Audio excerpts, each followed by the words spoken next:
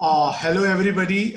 Thanks for joining us in this wonderful to attend this wonderful lecture from Dr. Sachin Chaturvedi. I welcome you all. My name is Anlesh Mahajan. I'm senior editor with India Today magazine, and I will be taking you through to this wonderful conversation. This is the new lecture series which CIEU has started.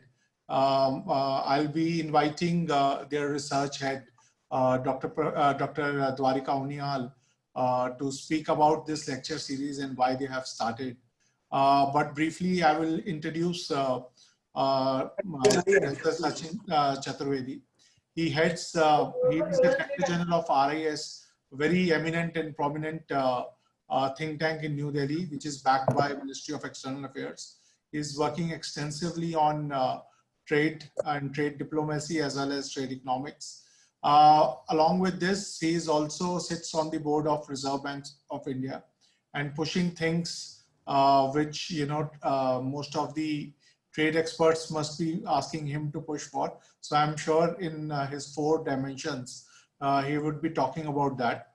The brief chat that I had with Sachinji before inviting him for this discussion, he was talking about finance, he was talking about technology, he was talking about building countries' manufacturing capacity, he was talking about various aspects which need to be put in context so that our new trade policy is having all these dimensions together.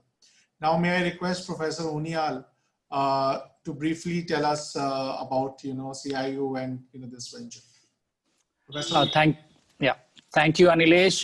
Good afternoon, gentlemen. It's such a pleasure and honor to be here with all of you. My name is Dwarika Uniyal. I am the dean at Flame University in Pune, and I also serve as an honorary chair of the research division for CIEU. This is a new think tank set up by like-minded people from academia, from industry, from policy people to people from bureaucracy and others. The whole idea behind CIEU is to create a different and a new positive, hopeful narrative about India taking its rightful place in the new world order. And post-COVID, India's importance, as all of us know, has gone a few notches above.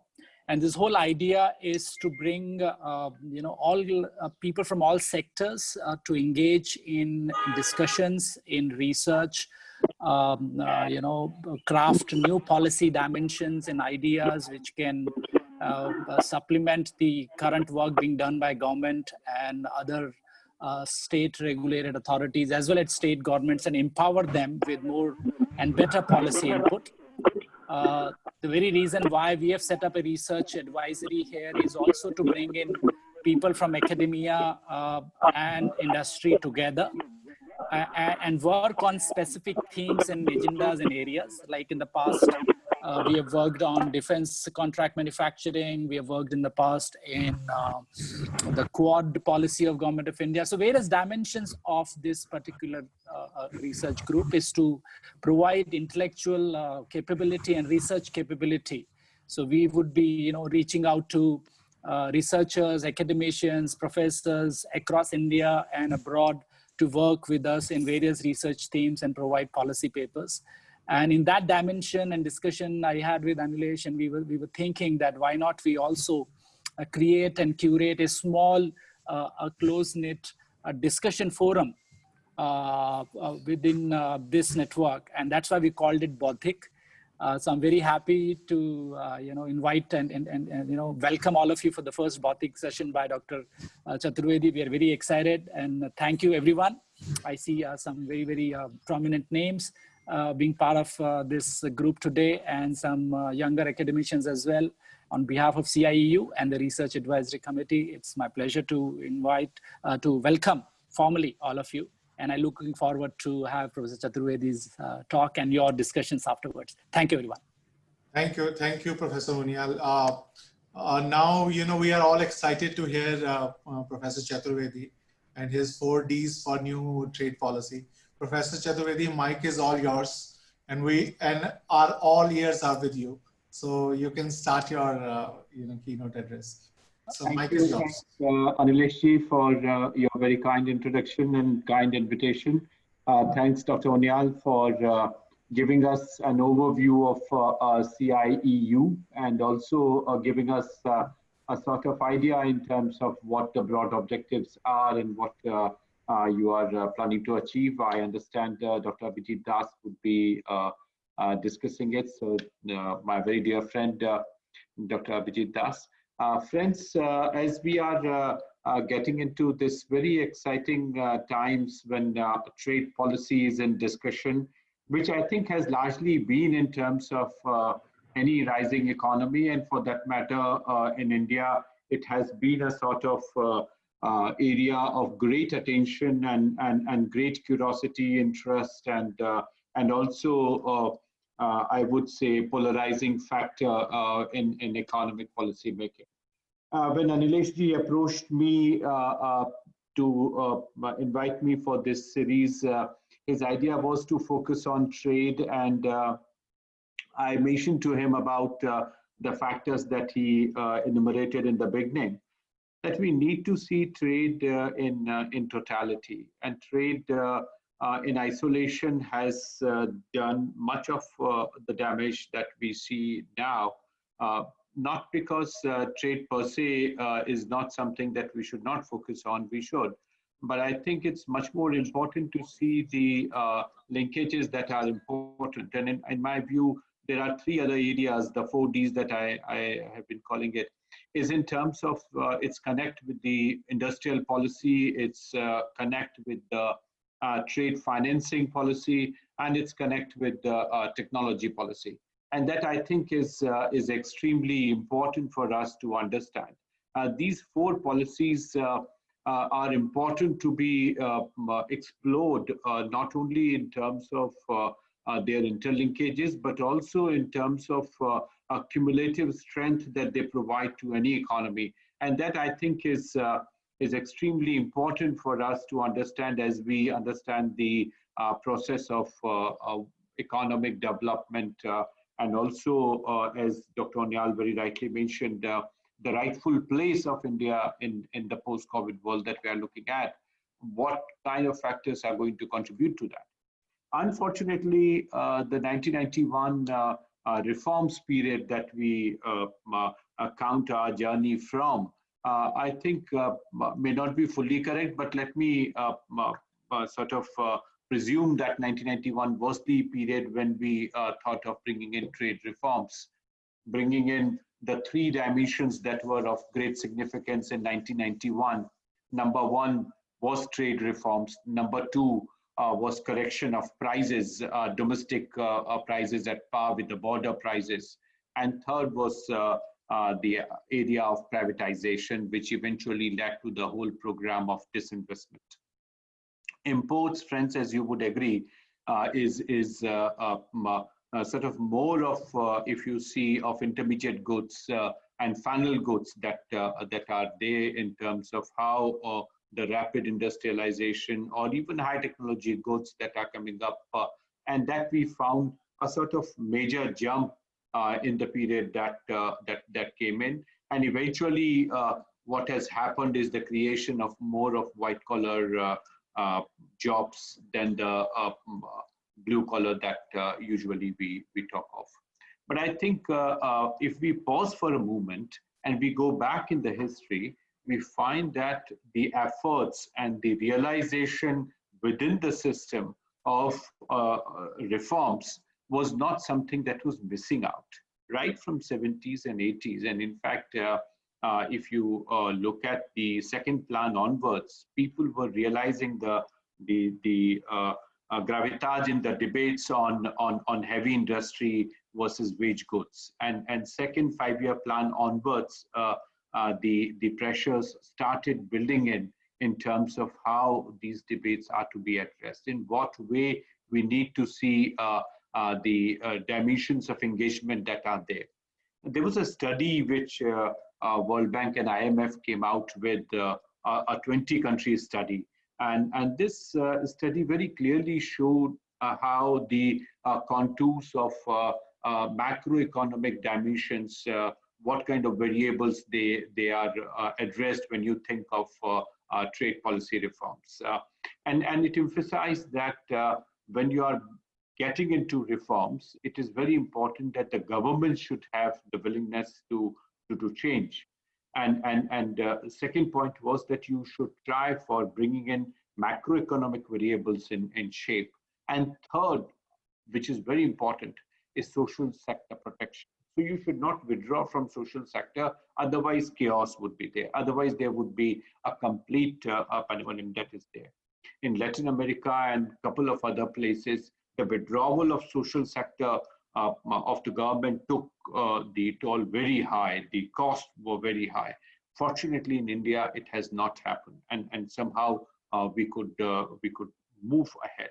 But in countries where the governments got into the task of proper sequencing and self-propelled reforms, you find countries like Malaysia where the reforms could be implemented and they could ensure smooth transition. In Thailand, they went ahead, created special funds to support and did not postpone. Unfortunately, India in 70s and 80s, when the opportune time was there, we postponed those reforms. And as a result, though we created space for market, but then we completely lost out.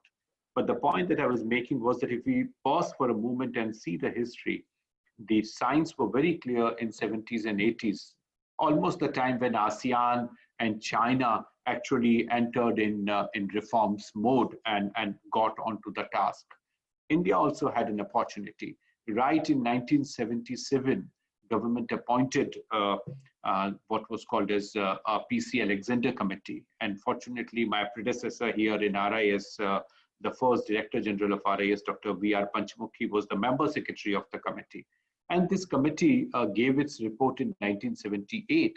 And this was a very important committee which gave some sort of guidelines in terms of how the liberalization process has to go forward, how we come out of the licensing Raj. It gave the guidelines in terms of reducing the equivalent tariffs that had come up. It had also suggested setting up of the DGFT, appointment of commercial counselors outside India at Indian missions and embassies, and gradually reducing export subsidies and enhancing competitiveness. And this 78 policy was immediately followed by Abid Hussain Committee in 1984. And this committee again talked about the reforms process. And one important point that it made was that India doesn't require the export-led growth. Actually, India requires growth-led exports. So if we are thinking of trade expansion, we have to enhance the size of the cake at the domestic level and see that the growth is having this spillover externalities that are important in terms of exports, and not the other way around, which we saw in case of the NICS, the newly industrialized countries of Taiwan, Hong Kong, South Korea, Singapore. So that I think is given the time of 84 was an extremely important dimension. This committee also stressed upon the need of harmonizing the foreign trade policies with other domestic policies, something that Anlesh I was mentioning right in the beginning in terms of how we bring in sync with our industrial production, our technology pursuits, our financing mechanisms for MSME. And that I think is extremely important. It was also on the basis of this committee's recommendation that for the first time, a 3-year-long policy came out for EXIM. And I think consequently, you find policy decisions that were of importance in terms of how we go forward for a long-term trade policy.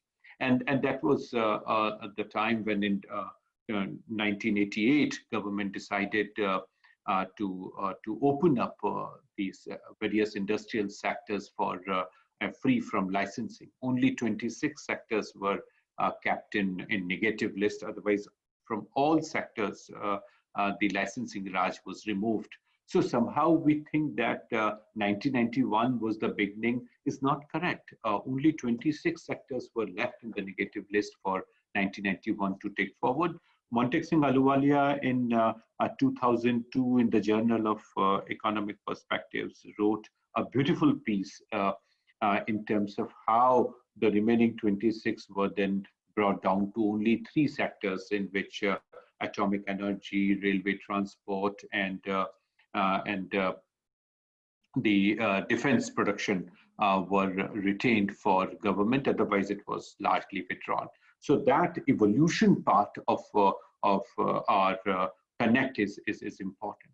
There are also several other commentaries by Jayant Roy, and you also find several other economists commenting on Deepak Nayyar in terms of how industrial policy and trade policy co-evolved at some point. In fact, Jagdish Bhagwati and T.N. Srinivasan in their commentary have also shown how the changes in the industrial policy actually reinforce the prospects and scope for trade policy. So what happened in 1991 was a sort of connect and disconnect both at the same time in the advancements of these two policies. Until 1990s, you also find that the industrial policy that was sort of instrument for protection and safeguarding the national interest was also a part of leveraging their trade instruments, particularly the exchange rate changes that were made. And that was seen as a complementary tool to softening of the impact of tariff reductions that were happening. So, however, in the long run, of course, if you see, it's only the technological strength and the skills that matter when it comes to the competitiveness part of it. So, in that respect, you find that more and more efforts are required, and this is why when you talk about the agreements, the free trade agreements, and other dimensions, I think it is very important that we see the shallow and the superficial agreements that come in, the deeper agreements that come in, and the distinctions that are there in terms of how the institution building, how the conformity in standards, coherence, and regulatory architecture that is required, the intellectual property rights that are required, how they come in and they support the larger dimensions of some of these policies which are important. But if you see the building of the industrial policy that is right after 1950, so what actually started with the import substitution, actually you find that it manifested through a plethora of quantitative restrictions, and if you look at the MRTP Act or the Hazare and Dutt Committee of 1969, actually, they all created more and more restrictive involvement, which subsequent policies in, as I said, 78 onwards started sort of putting back on track.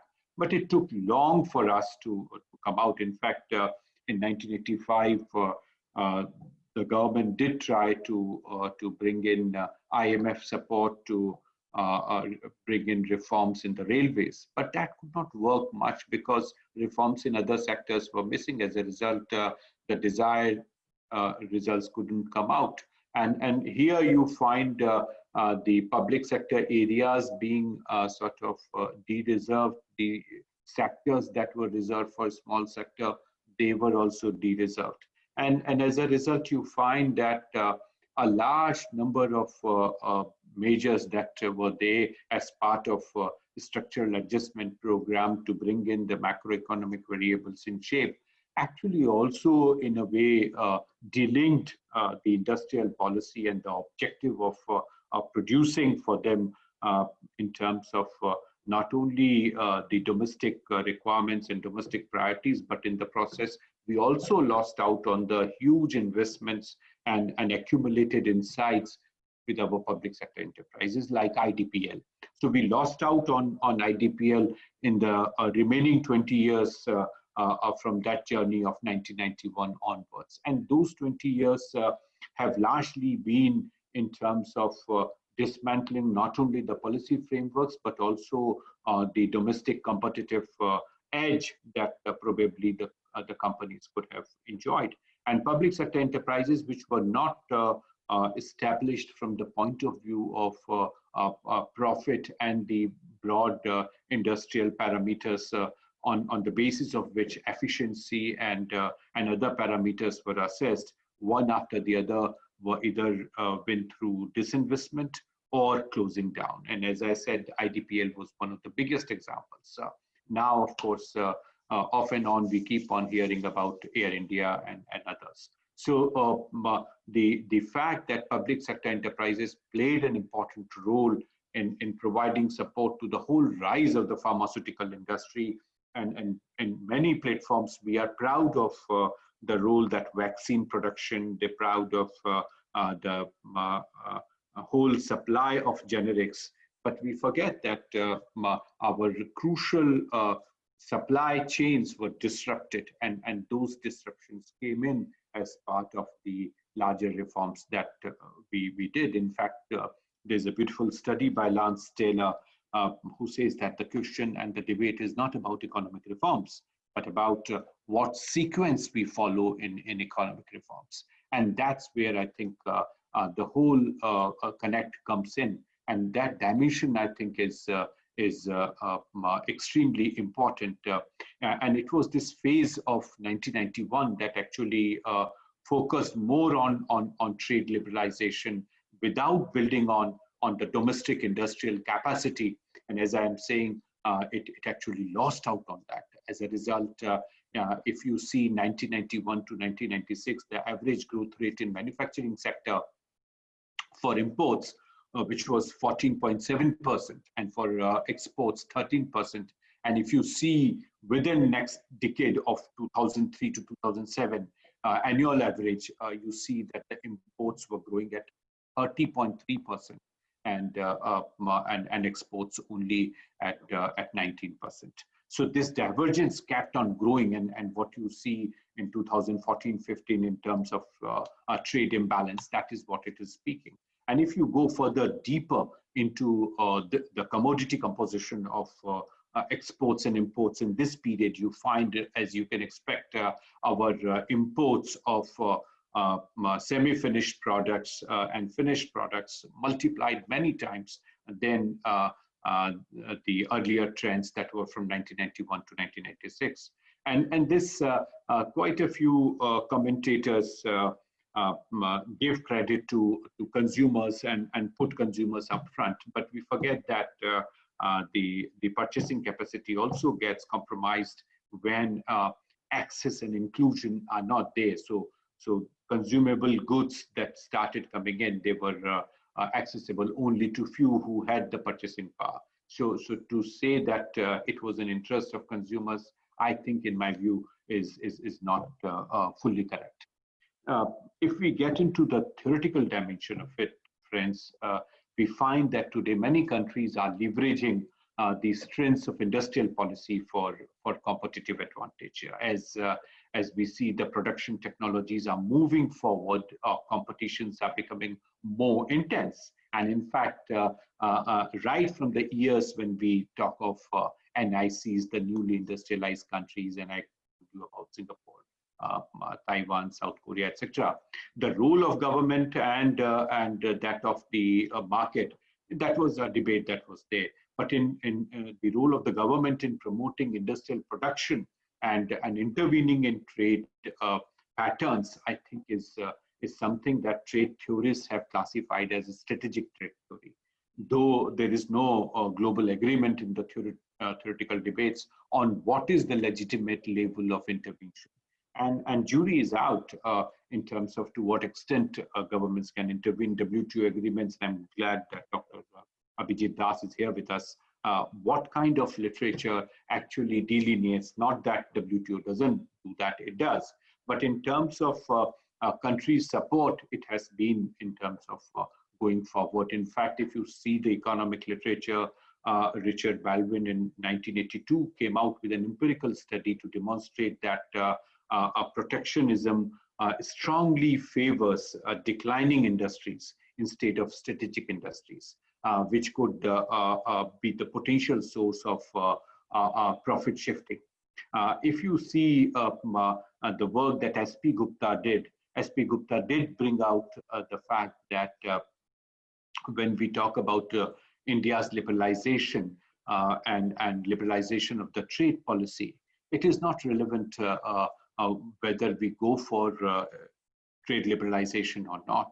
But what is more, and I think let me quote him here, in terms of what was more important and what remained important were the questions about the context, composition, and sequencing of the reforms process. I mean, this is such a beautiful depiction of what context, what composition, and what sequencing we are talking about when we are talking about trade liberalization. And in my view, somehow we lost out on that. We lost out on the factor that trade liberalization is opening up the markets, and growth processes were there, but this was less. Probably had we taken care of its impact on economic efficiency, productivity, and growth, probably we would have gone much higher. The potential for India's economic growth was much higher than what we could achieve in the decade of 95 to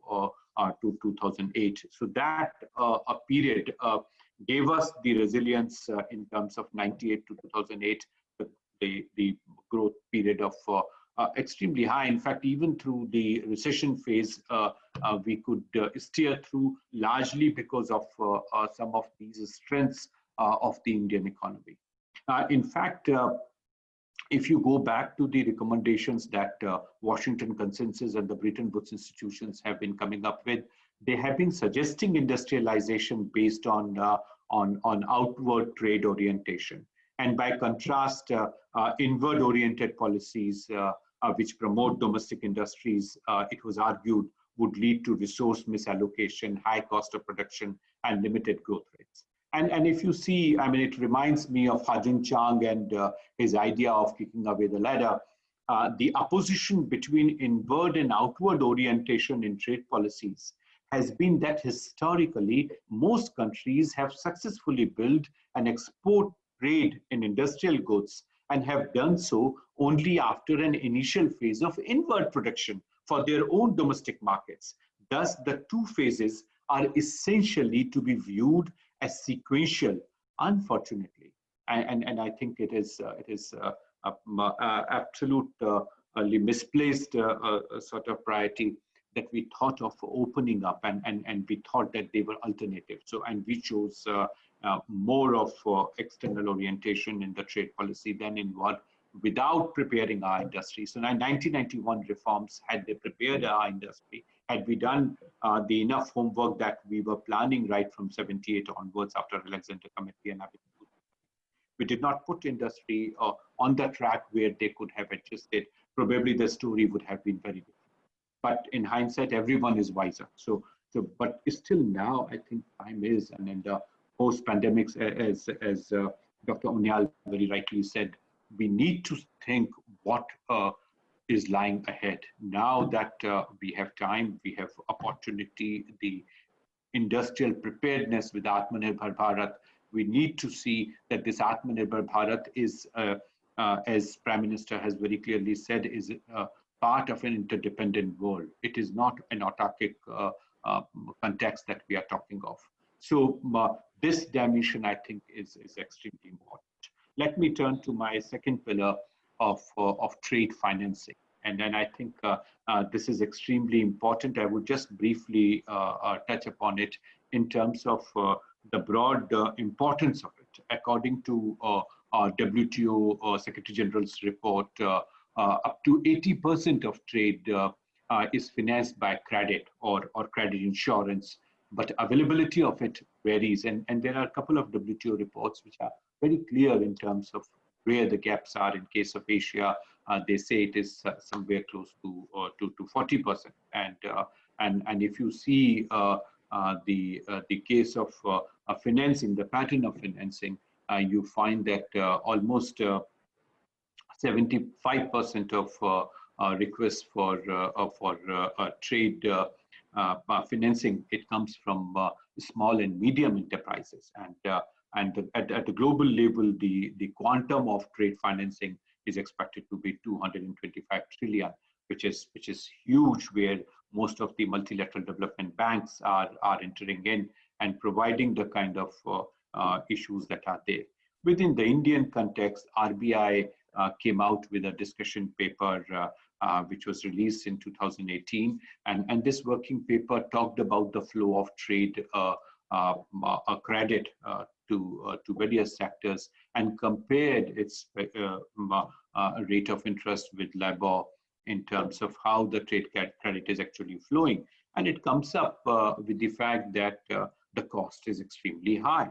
And if you juxtapose this over an ADB study in which they covered something like 112 banks in 47 countries and 336 firms, they come up with the details that the opportunity of trade finance for multinational corporations is many times higher than what small and medium enterprises can get.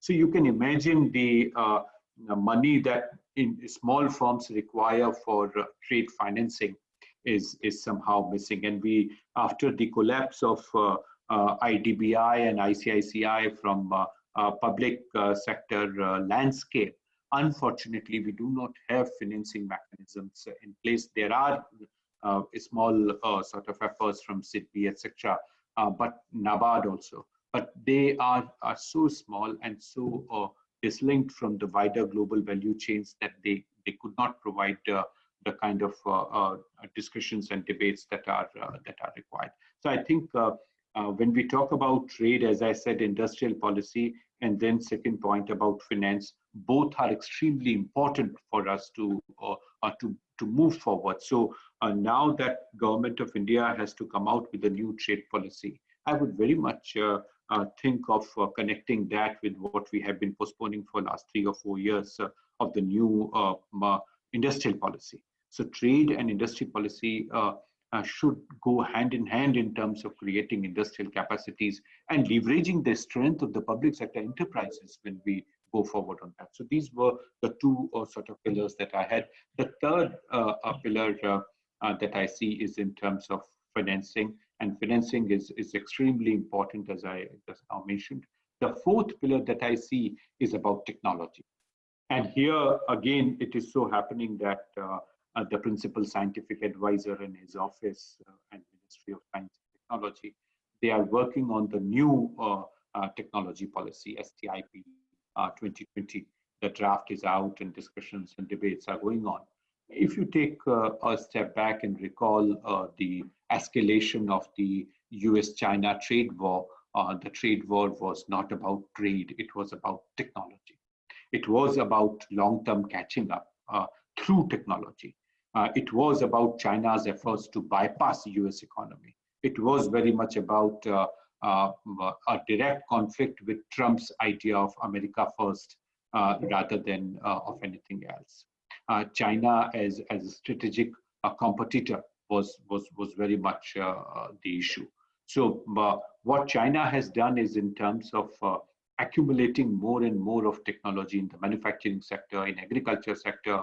If they don't have technology, they would do the mergers and acquisitions of firms to get access to technology and finance that through state channels and state trading corporations. And that becoming part of the BRI and Silk Road and trying to see how the 1,000 talent plan of 2008 or inviting 1,000 best Chinese scientists from US back in China, or supporting the medium and long-term plan for development of science, etc., made in China by 2025 to cover most of the industrial revolution products of 4.0 trying to excel in information technology, aerospace, and computerized machines, robots, medicines, agriculture machinery, etc., etc. So you find a large sort of focus on how through technology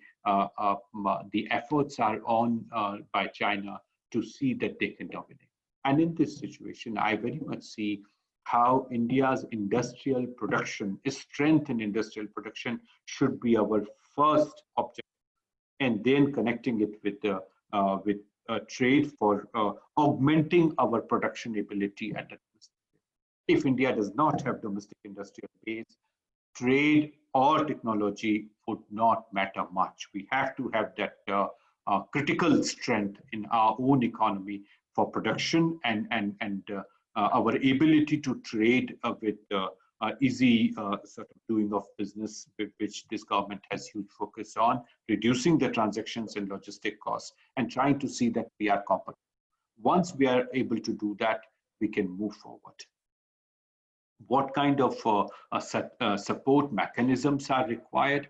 I think the government would have to be encouraged to see that we do not take narrow view of government withdrawing support in terms of the subsidies that are there, in terms of objections that are coming up in WTO, etc. We would have to withstand some pressure. Somewhere we would have to be aggressive. Somewhere we would have to see to what extent government can support and withdraw. I think it would have to be a very dynamic process. As friends, we move forward, I think the debates that are there and the commitment that India has exhibited for multilateral system, we know where WTO stands today. We know that the challenges are there, and I'm not at all saying that we don't need, we very much need WTO, but we have to see where the flexibilities are, to what extent we can leverage those flexibilities in interest of India's firms and India's rise of our domestic sectors. It may not be same situation for all the sectors, but we would have to pick up some winning sectors to see that we arrive at the critical mass that is required for our expansion. You also hear now words that we had heard in 70s or 80s when we were doing our schoolings.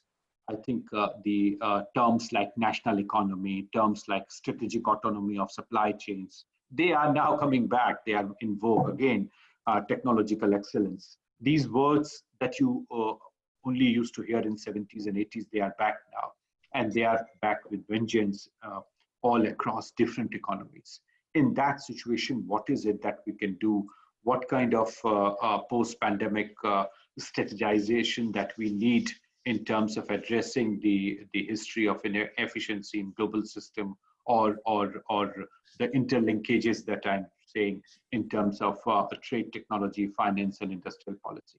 And I think one lesson that comes out from industrial policy experience of the East Asian countries, including Japan, is largely in terms of how market failures are likely to be the scenario rather than an exception. And the role of the state and the government, I think, is absolutely. Leaving that on market would not be the right thing to do. You require public goods, and in our view, public goods would not be just in form of the SEZs, or as Bibek Debaroy wrote in Mint the other day, in terms of not spatial economic zones, but postal economic zones. So whatever we create, but whether we create incubators, we create technology support mechanisms, whatever we create, some sort of support mechanisms for industry, which is losing out faith and self-confidence, I think requires technological capabilities. It requires local content. It also requires the base for expansion that is needed. And in that situation, what instruments of industrial policy are important? And those instruments need not be neutralized on name of liberalization. And that, I think, we need to explore further. If a valid economic case for intervention exists, we need to explore that, and how India can use its considerable influence to favor industrial development in weaker countries. That also is the part of the wider external connect. Like for instance, if you go to Tripura right now, which I myself did before lockdown, you find that we are exporting limestone from Tripura to Bangladesh and import cement from Bangladesh. For a localized economy, it may not matter much, but India as a whole, if we start exporting only the raw material and import finished or semi-finished products, we would have to see how we generate sort of value chains where maximum value addition happens here. And that would happen when we excel in technology with innovation and try to see that we provide the sandbag that is needed for facilitation of adoption, diffusion, and dissemination of technology. With the imposing sort of liberalization policies and market-friendly solutions, we can find some sort of solution in terms of addressing the micro-level sectoral sort of analysis that is there. Here, friends, 3 points more, and I would just quickly close, is in terms of identifying the skills, the technology composition. And fortunately, the current government with the Skill India program, with Digital India program, or with Startup India program, has already unleashed several of these initiatives. But an important dimension of this is the consolidation of these various programs on one overarching architecture that should come out from Ministry of Commerce and Industries to see that they can rope them in with the necessary technological support that is needed in terms of how we address the local capabilities that are needed and how we address the dimensions of these various engagements that play an extremely important dimension of our engagement.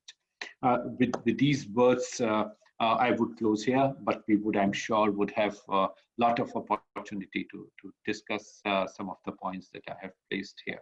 Thank you. Thank you. Thank you. You know, most of the mics are on mute, so you might not hear the thunder of applause, which, you know, many of us would have given you. But, you know, it's there. I can sense it. So thank you very much, Professor Chaturvedi, for your wonderful, insightful note. Now may I, you know, move towards another friend, Abhijt Das. He heads, you know, Institute of WTO studies at IIFT in New Delhi, and another trade expert. He is discussant for today's discussion.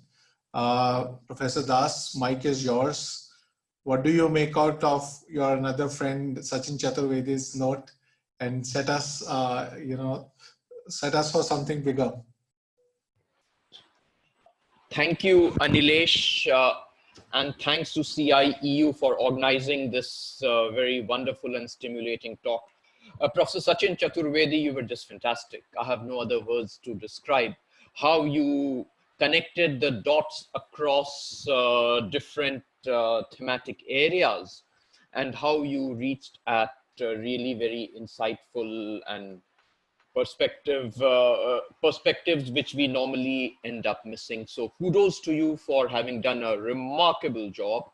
It was very refreshing to hear how the reform process in India predates 1991, particularly the reference to the Alexander Committee report and also the Abid Hussain Committee report. Both Dani Roderick and Arvind Subramaniam have written quite a bit about how the actual reform process started much earlier, and it was really, really heartening to hear that those sentiments were echoed by you. I certainly agree with you that there has to be a very strong linkage, coherence between industrial policy and trade policy. And our 1991 reform process somehow missed this linkage. But having said that, let me also mention that when it comes to trade policy reform, yes, the 1991 reforms did usher in a huge amount of measures that created trade policy reforms. But where I would differ from you slightly, Professor Sachin, is the fact that despite the trade policy reforms, it set the blueprint, but it did not really create too much of trade liberalization, with the exception of a few sectors. If we look at average tariffs, they dropped dramatically from maybe an average of 80 odd percent, but then they came down still to about 40 odd percent in 91, 92. It was only during late 1990s and early 2000s that our tariffs really dropped.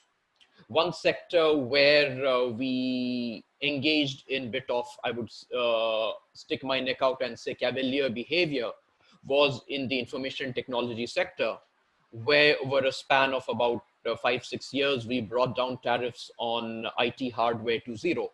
And the country is still repenting, still paying the high price for it. So the short point was that the 1991 reforms, while it did lay down the blueprint, lay down the path for trade liberalization actually happened much later. And when it happened, it perhaps did not generate the type of benefits which the country would have hoped for.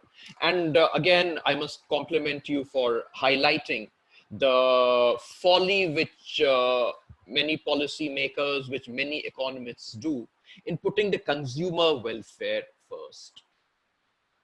If we do not have the productive capacity, if we do not have the purchasing power, and which can come only if we have gainful employment in the country, the possibility of consumer welfare really will not arise. So the crux of any policy making in the country in the economic sector, be it industrial policy, be it trade policy, really has to be employment generation. And it's only thereafter that the consumer interest should come to the forefront. You've raised a very interesting question that we should liberalize after preparing the industry to face competition. Certainly, it's a very, very valid suggestion, but it's a bit of a chicken and egg situation as well, in the sense that industry will never be willing to face competition. Competition has to be literally thrust down the industry. But as we have seen in the IT hardware sector, if we do that, the industry eventually collapses. And that's what happened to our IT hardware industry. And I fully agree with you that we have to be extremely cautious before we endeavor to open up further. But having said that, I, for one, have a reputation of being a highly protectionist person in my thinking. I make no bones about it. I am protectionist. And I'm never embarrassed in saying that. But having said that, the way forward in creating the linkages between industrial policy and trade policy perhaps lies elsewhere, and you have alluded to what that elsewhere is. And that elsewhere really is the missing link in our economy. And that missing link really is strengthening our infrastructure, lowering our logistics costs. And if we are able to succeed in doing it, not only would we be giving a very big fillip to our manufacturing sector, we would also be making sure that our manufacturing becomes price competitive. And once that happens, I have no doubt in my mind that given the size of Indian market, we will definitely see lead firms of various global value chains making a beeline to our domestic producers to get linked into the global value chains. And that is perhaps the way forward for us. What constrains our manufacturing, what constrains our exporters really is, let's say, the additional 15 to 20% cost which they have to incur on account of infrastructural deficiencies and high logistics costs. Till we address that, I think it will be difficult for us to envisage a very high manufacturing growth and a very high growth in our exports. On trade finance, you have really highlighted, you've hit the nail on the head, a very, very large percentage of the exports globally is backed by trade finance. And there, India is really disadvantaged. We cannot have a differential rate of financing in the country whereby trade finance at one rate and slightly higher financing for domestic purposes. That would really fall foul of the WTO rules. But having said that, let's bear in mind that some of the growing sectors in our economy, some of the poster boys, if I may say, let's say the automobile industry, we managed to establish it by flouting WTO rules. Let's bear that in mind. I'm not saying that we flout WTO rules all the time, but we do need to see where the policy space is, and we need to move very quickly if we decide to pursue a particular line of industrial policy. And even if that line might be at the risk of falling foul of WTO rules, we must get our act quickly in place, do whatever is required to be done domestically, face a WTO dispute. But by the time all this gets resolved, our domestic industry would be up and running and vibrant. And that is what precisely happened in the automobile sector. Another good example is in the mobile sector, mobile phone sector. When we were pursuing a policy of zero tariffs on mobiles, we saw very little foreign investment. And the moment the government imposed a tariff on mobile phones, now you see all the big players queuing up to establish manufacturing or at least assembling facilities in India. And once the assembling facilities do get established, it's just a matter of time before the upstream component industry will get established in India. And that again might involve going against the diktats of what economists say. It might, why might? It has already been subject to a WTO dispute. But having said that, now is the time, the window is short for the government. And during that short window, government needs to do whatever it takes to make sure that we do establish a vibrant domestic industry in the mobile phone sector. Sachin, you mentioned about the policy flexibilities available to the government under the WTO rules. I think government has done a brilliant job in the past 3-4 months, particularly in coming out with the production-linked incentive scheme for the electronics sector. That's a sector where we are so critically dependent on imports. Our import bill is really ballooning, and we need a vibrant domestic industry. As I mentioned earlier, we shot ourselves in the foot in mid-90s and late 1990s by signing on to the WTO's Information Technology Agreement. So we really do not have the option of imposing tariffs to protect our domestic producers or to get new producers to come into the country. So the other way out is providing subsidies which may not fall foul of the WTO rules. So I think government has done a brilliant job through the scheme of production-linked incentives. On the area of trade and technology, I again found it so laudatory that you hit the heart of the trade war. It is not about tariffs, it's really about jostling between China and US to to ascend the technology ladder. And I fully agree with you, Sachin, that the government needs to put in place support mechanisms for the industry to climb the technology ladder. You've given the example of exports of limestone from Tripura to Bangladesh and India importing cement.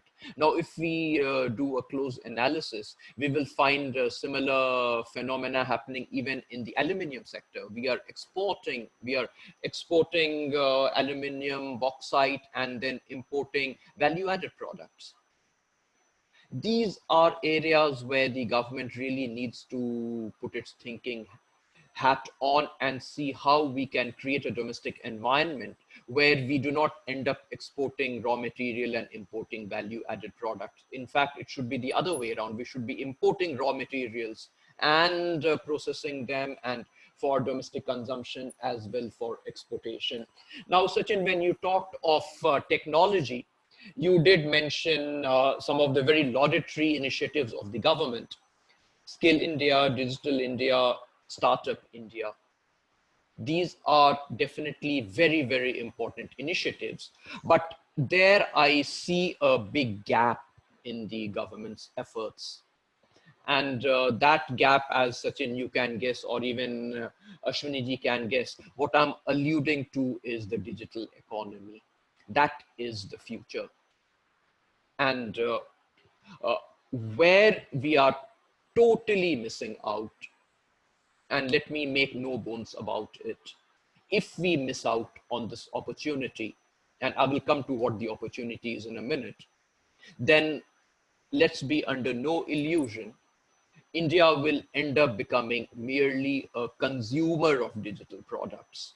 The opportunity which beckons us is the fact that India is one of the largest creators of digital data, online data in the world. China was in a similar position. What China did was it erected walls, firewalls, made sure that its data stayed within the country. And this was used to create domestic champions in China.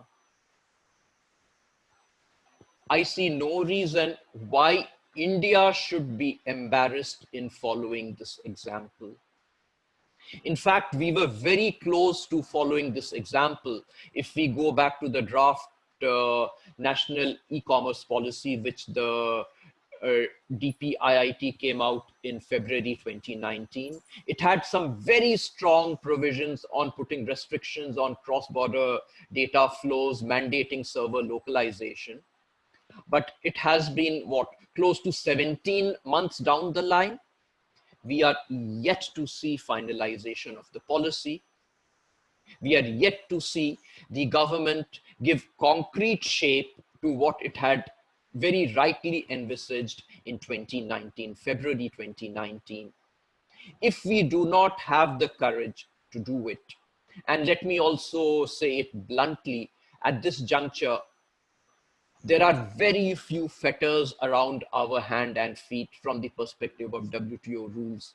WTO rules give us enough flexibility in most sectors to put restrictions on cross-border data flows, to mandate server localization. If we fail to use this flexibility, then a decade down the line, if India does not have a vibrant digital economy, if India does not have a vibrant domestic digital sector, we will have only ourselves to blame for it. The opportunity is now.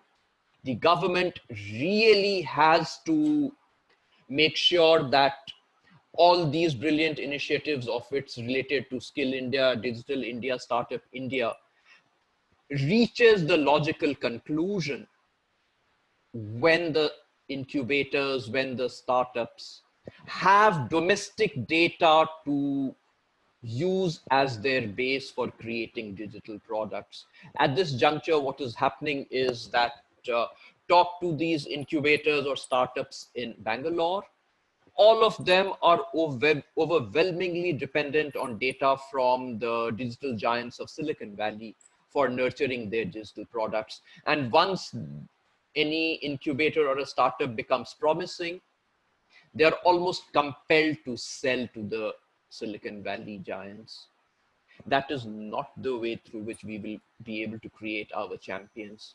We'll be able to create champions only if we provide, if the government creates mechanisms, if the government has a legal and technological framework in place for compelling data sharing. I'm not saying we violate rules on intellectual property rights. The rules on intellectual property rights have enough flexibility available through which government can mandate data sharing. And if the government were to do that, if the government were also to make sure that certain types of data do not flow out of the country, I have no doubt in my mind that India will become a very vibrant digital economy. I think that is the way forward. Atmanirbhar Bharat is an excellent idea, but Atmanirbhar Bharat cannot be achieved till we have a vibrant domestic digital economy.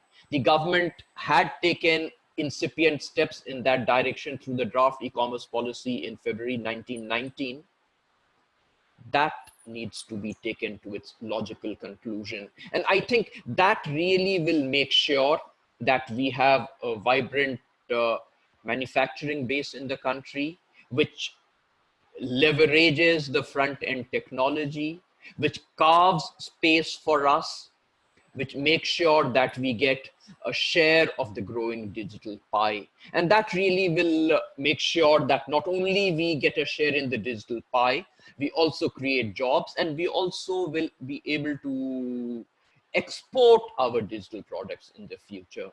Given the fact that we have high caliber IT professionals in the country, given the fact that we are so data rich, the only step required is to make sure that this data richness is leveraged for India's own benefit and not lost to the advantage of Silicon Valley. So let me conclude, Sachin, by saying that you've really given us a very brilliant exposition linking trade, trade finance, industrial policy, and trade and technology.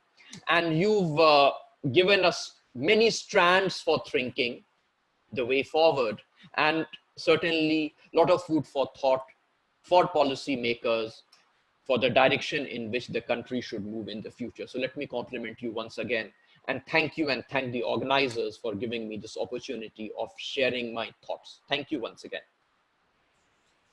Thank you, Abhijit ji. Thank you very much. If Professor Chaturvedi's talk was stimulating, you took stimulation to a next level. So I thank you both. Sachin ji, if you want to add or want to give any explanation or clarifications, you are free to do it, sir, if you want to. Sachin ji.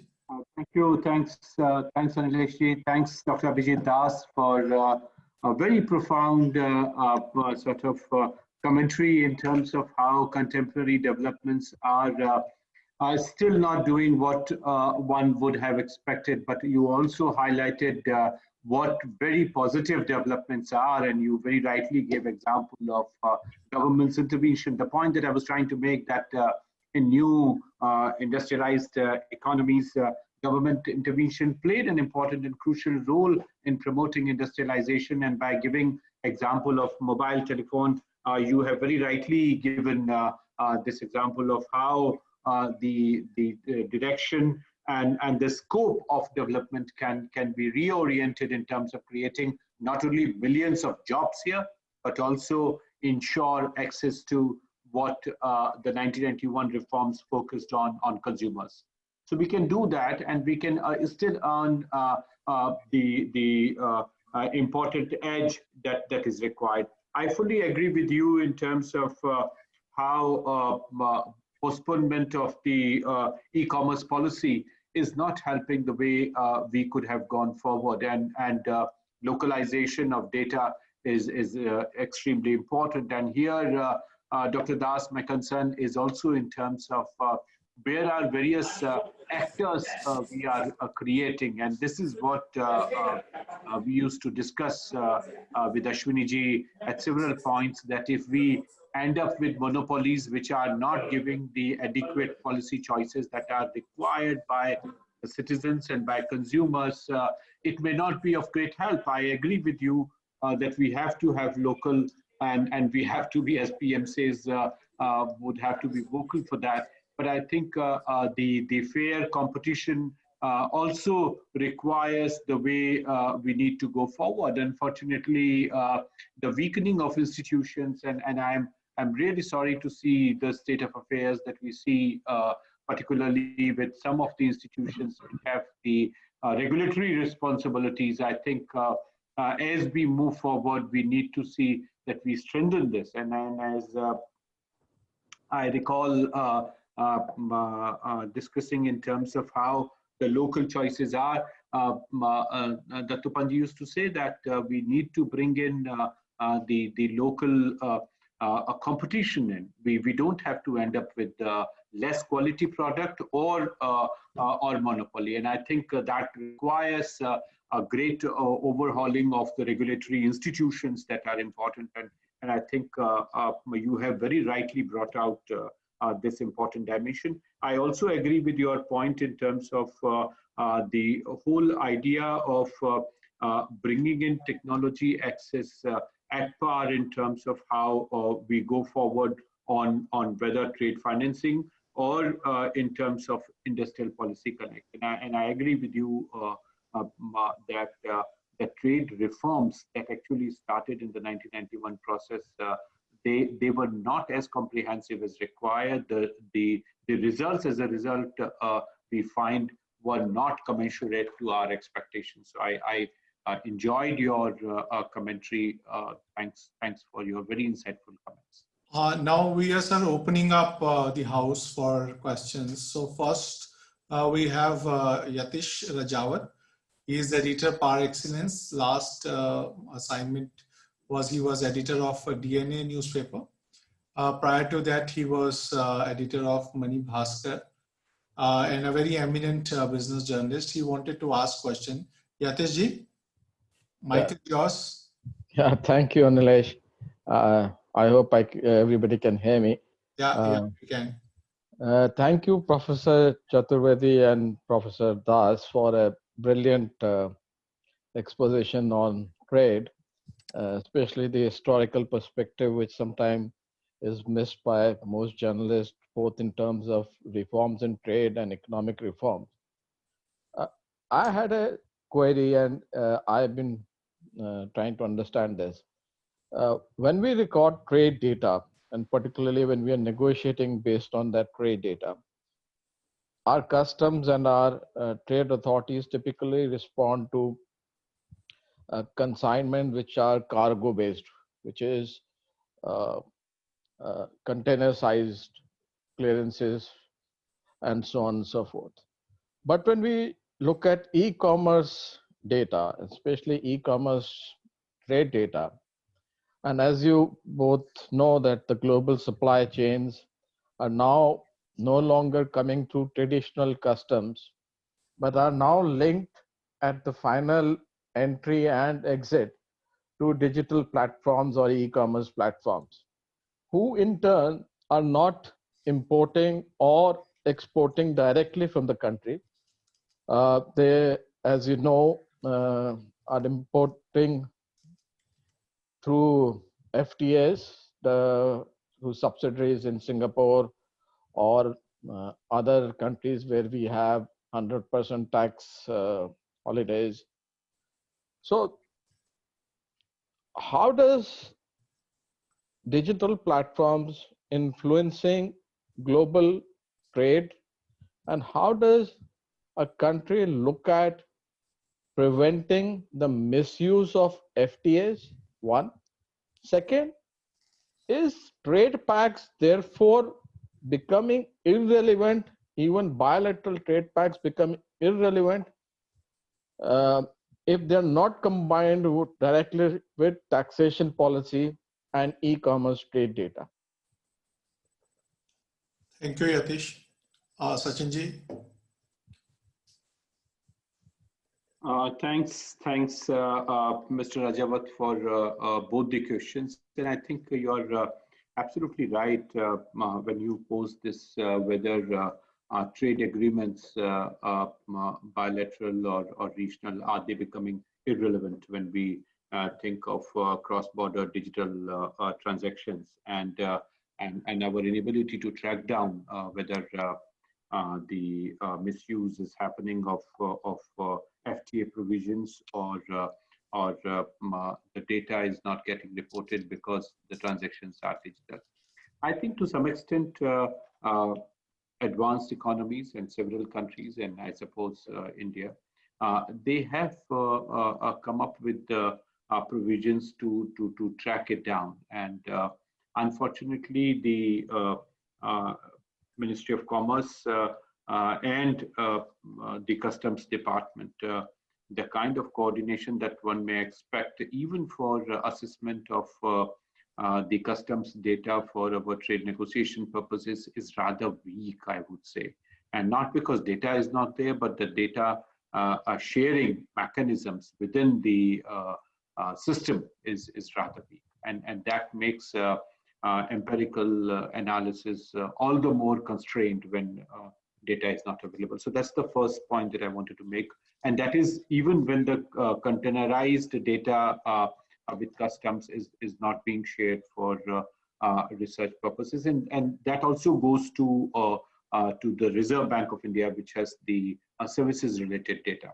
And that also becomes difficult for analysis. So I think that is more about the data which is quantifiable, which is easy in your reach.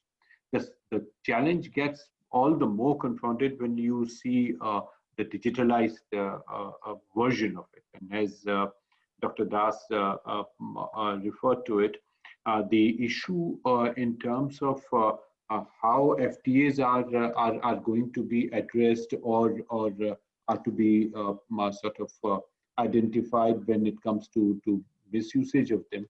I think the money part of it, the business earnings of it, they get duly tracked by the Reserve Bank. And as a result, not a great extent of evasion is possible. And so reporting has to be there. And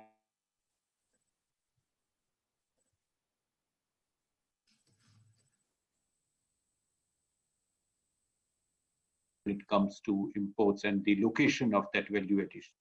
So that I think is important. But the dangers of such evasions as they are multiplying with advancements in technology, believe me, more and more technological sophistication by customs agencies and by other relevant agencies, that is also happening in a major way. So there may be some bit of evasion, but not completely bypassing of the system. That's one. And second response to your question, whether FTAs are becoming, trade pacts are becoming irrelevant, not exactly. They would play their important role, and there are several new measures that have been initiated by both Customs Department and also by Commerce Ministry to strengthen the vigilance that is required.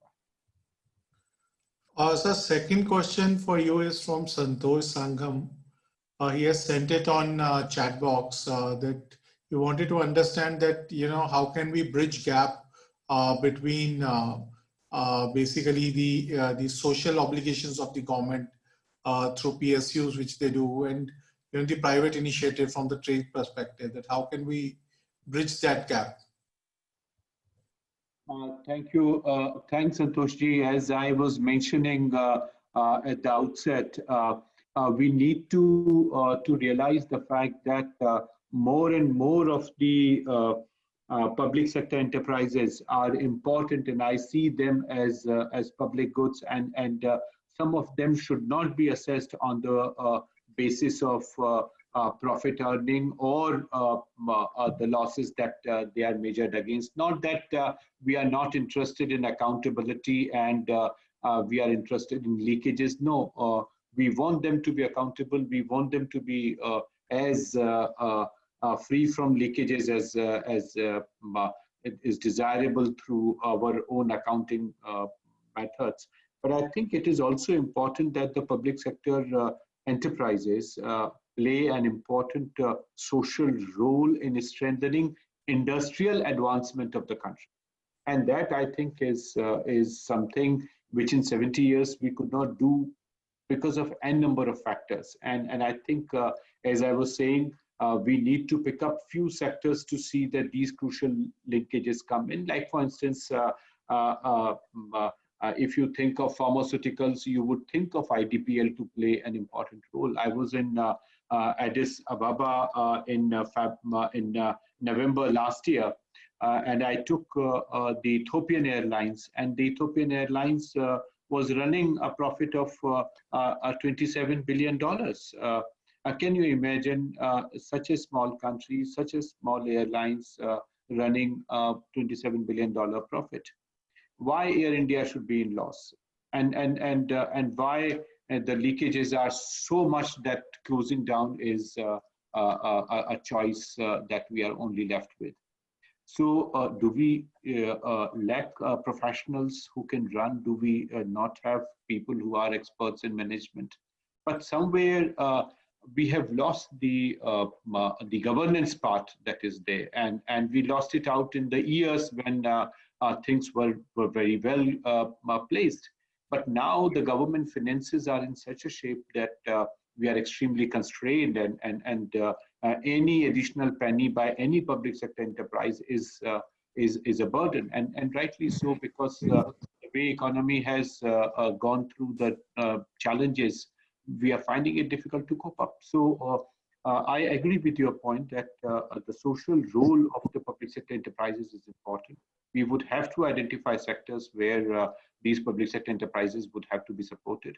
But there are several sectors in which we can do away with part of these stakes or completely. So that I think only case by case basis we can discuss that. Anlesh, on the public sector, I just want to share the thoughts shared by Professor Chaturvedi on the small example. Professor Chaturvedi, I was the independent director with a very, very old public sector company in wagon manufacturing called Brathwaite and Company Limited in Calcutta. And it's like vintage of British times. It's 1913. We built the Howrah Bridge in 1938.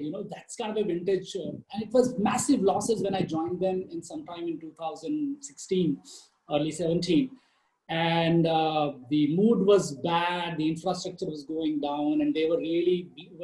We actually manufactured it directly for the railways. So that was, and railway was really putting up a lot of pressure on taking them.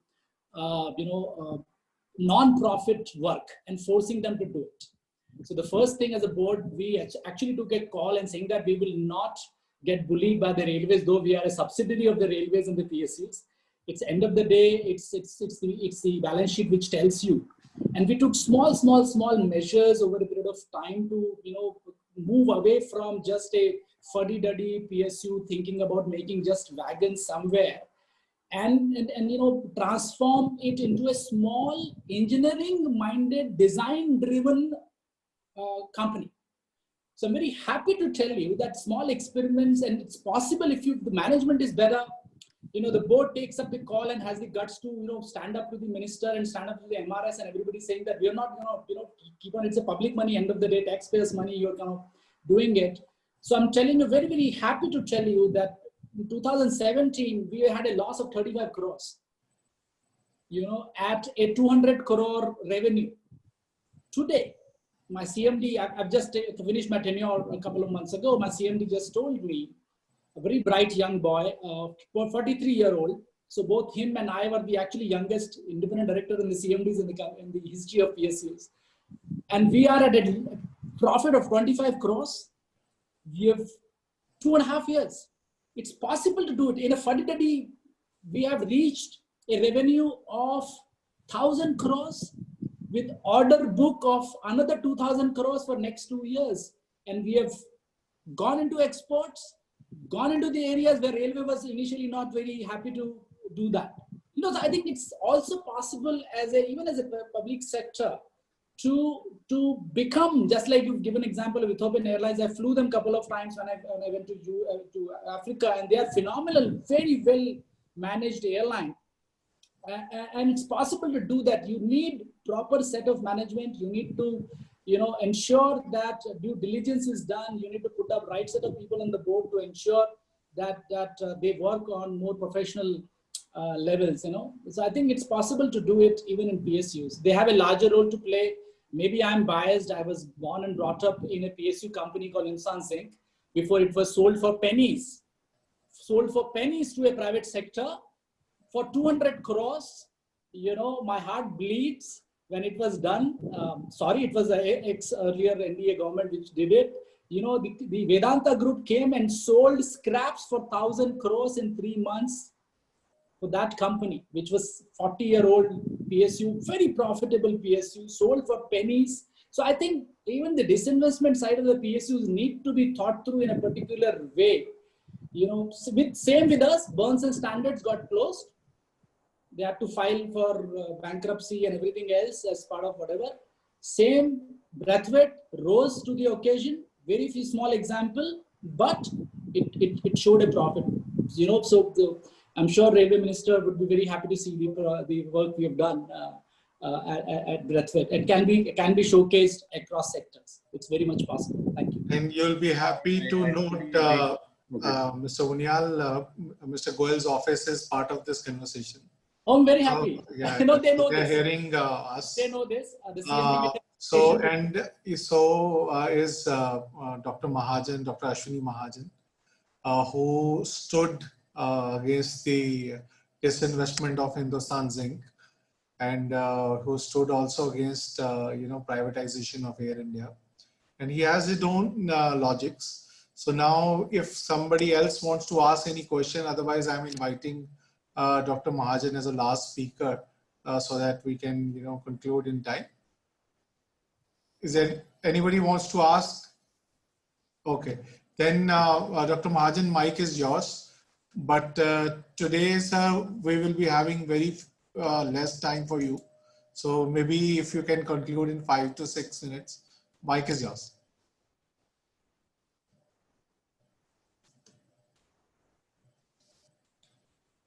Sir, please unmute yourself. Dr. Ashwini Mahajan is National Co-Convener of Swadeshi Jagran Manch, eminent scholar, eminent economist, and he is also a mentor-in-chief of Council for International Economic Understanding. Dr. Mahajan. Yeah, thank you, Anlesh. In fact, it was really heartening to listen to two dear friends, Professor Sachin Chaturvedi and Professor Abhijt Das.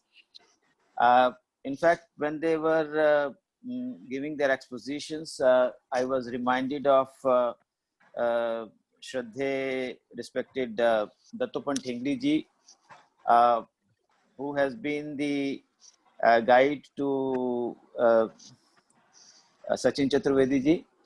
And I was also reminded of Bhagat Lal Das ji,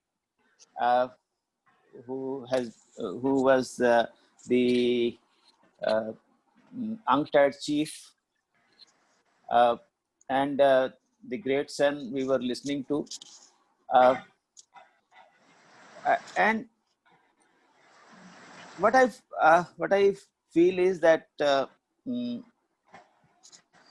today Modi government has come out with a brilliant program of Atmanirbhar Bharat, and people are saying that some people, those who don't like this Atmanirbharta, they're saying that the government is becoming too protectionist, and perhaps that has made Professor Abhijit Das also to say that I am proud to be a protectionist, because he if people call him protectionist, but I feel that neither you are protectionist, Abhijit ji, nor me, because we are nationalist, and therefore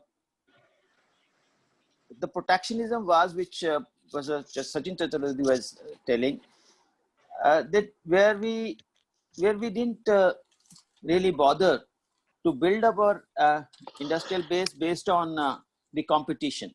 The competitiveness was missing, and we were simply becoming protectionist. And in the Nehruvian period, so I always say that we made a mistake then in 1950s, and we made a mistake in 1990s. And in fact, that thought of mine is really cemented by what Professor Sachin Chaturvedi has said today, that at that point of time, the industrial policy of protectionism was such that we really didn't bother about building competitiveness, and we based our whole economic policy on high tariffs and public sector. People call public sector to be inefficient, and public sector is not the answer to the economic problems. Yes, we did also believe that, and in fact, I'm reminded of late Deen Dayal ji. He also was not in favor of public sector. And he was also not in favor of the planning, the way planning was made, because that really discourages the entrepreneurship. And so Nehru did a mistake, committed a mistake when he came out with that kind of protectionist policies. In fact, Abhijit ji, that was the protectionism. When we were imposing 200%, 300%, 700%, somehow we are not going to allow any import, and import substitution is going to happen. We committed another mistake in 1990. When we reduced tariffs, as you were rightly saying that we reduced tariffs to a very low level after 1990, that was a mistake that we never thought of any industrial policy. We never thought of building our own industry. We never thought of building the capabilities to for exports. And that's the reason why, as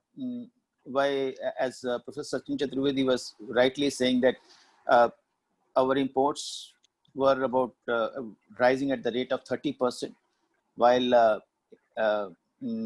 exports were rising only at the rate of 19%.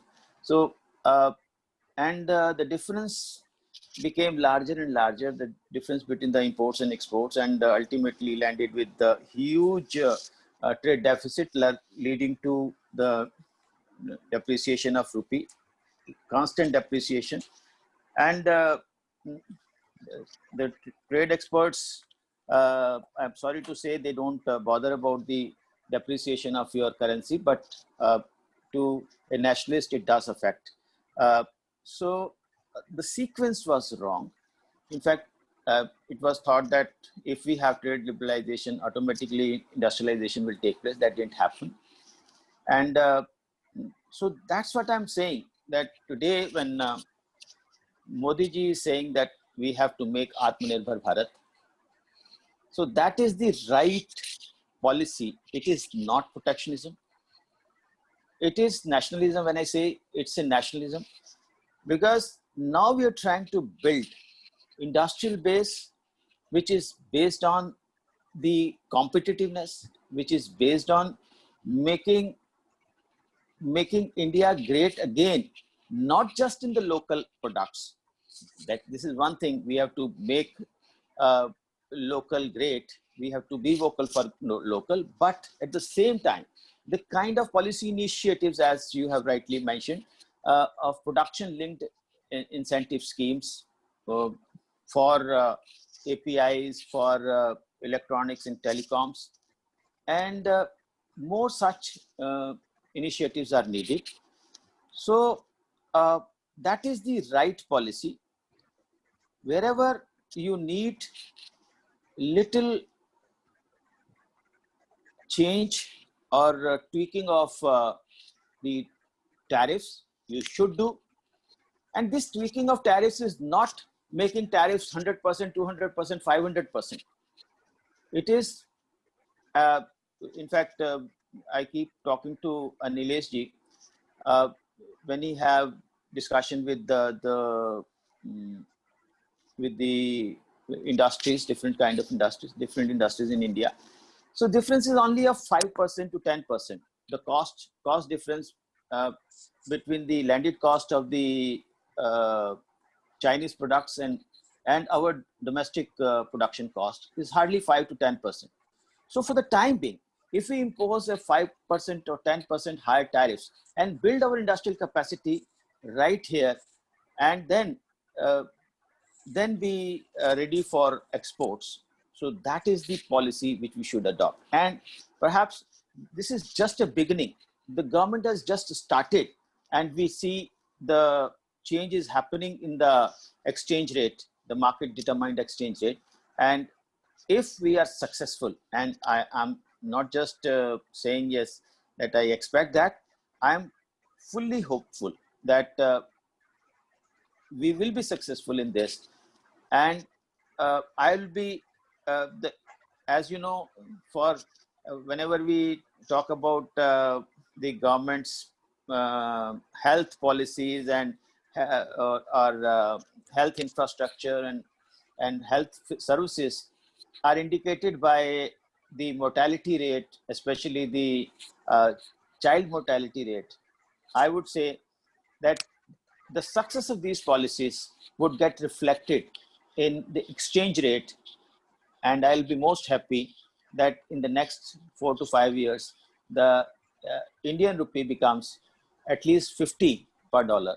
So I will end with this, that this is the way forward. Thank you. Thank you. Thank you, Anlesh. Thank you, Ashwini. Thank you. It was a wonderful discussion. We heard, three eminent, scholars through eminent pillars of our thought process. Professor Sachin Chaturvedi, Professor Abhijt Das, and Professor Ashwini Mahajan. All these three are, my go-to persons. Whenever I am in doubt about trade, about economy. So these three are my, go-to people. And I'm very proud that, the discussion which we had today, it was very insightful and it was, really, really enriching. So now for proposing the vote of thank, I may request Professor Uniyal again to come forward and propose. Thank you, Anlesh.